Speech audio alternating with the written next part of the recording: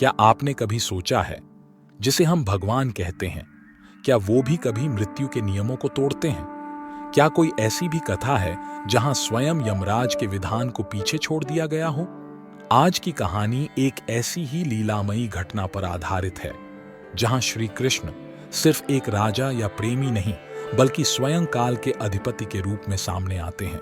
तो आइए शुरू करते हैं द्वारका नगरी। समुद्र के किनारे बसी वह अद्भुत नगरी, जहां सुख, समृद्धि और ज्ञान का वास था।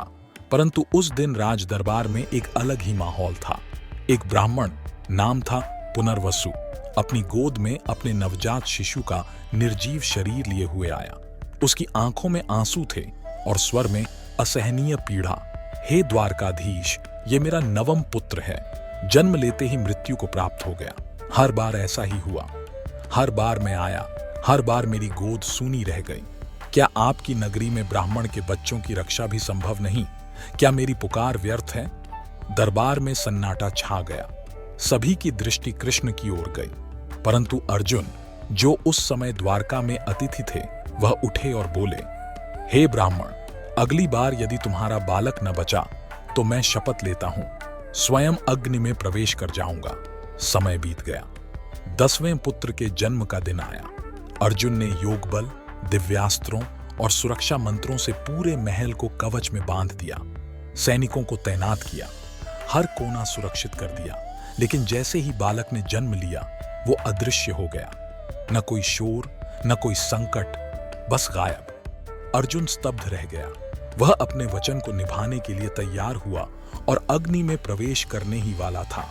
तभी श्री कृष्ण प्रकट हुए। उन्होंने अर्जुन का हाथ पकड़ा और मुस्कुराकर कहा, चलो अर्जुन, अब समय है सत्य को जानने का। कृष्ण अर्जुन को लेकर कालचक्र से परे चले गए, एक ऐसे लोक में जहां मृत्यु का भी अधिकार नहीं चलता, जहां काल भी मौन हो जाता है। वहां वे पहुंचे एक दिव्य स्थान पर। वहां विराजमान थे महाकाल। उनकी उपस्थिति में सारा ब्रह्मांड नतमस्तक प्रतीत होता था। वहीं थे ब्राह्मण के सारे 10 पुत्र। अर्जुन ने विस्मित होकर पूछा, हे महाकाल, यह सब क्या है? महाकाल बोले, श्री कृष्ण, यह सब आपकी ही लीला है। आपने अर्जुन को यह अनुभव कराना चाहा कि आप केवल मित्र या योद्धा नहीं, आप स्वयं पर ब्रह्म हैं। यह सारा आयोजन आपकी माया है। कृष्ण मुस्कुराए। उन्होंने 10 बालकों को अपने साथ लिया और पृथ्वी पर लौट आए। जब ब्राह्मण ने अपने मृत समझे गए पुत्रों को जीवित देखा तो उसका शरीर कांप उठा, आंखें छलक पड़ीं और उसके मुख से निकला, यह चमत्कार नहीं, यह केवल श्री कृष्ण की करुणा है। यह कथा केवल एक चमत्कार की नहीं है, यह उस परम भक्ति की कथा है जहां भगवान स्वयं भक्त की परीक्षा लेकर उसे सत्य स्वरूप का साक्षात्कार कराते हैं। कृष्ण केवल राजा नहीं है, वो काल के भी स्वामी हैं। जब भक्त सच्चे मन से पुकारता है तो वो मृत्यु, स्वर्ग, यम और ब्रह्मांड के सारे नियम तोड़कर उसके सामने प्रकट हो जाते हैं। अगर आपको यह लीला अद्भुत लगी हो तो जय श्री कृष्णा कमेंट में जरूर लिखिए।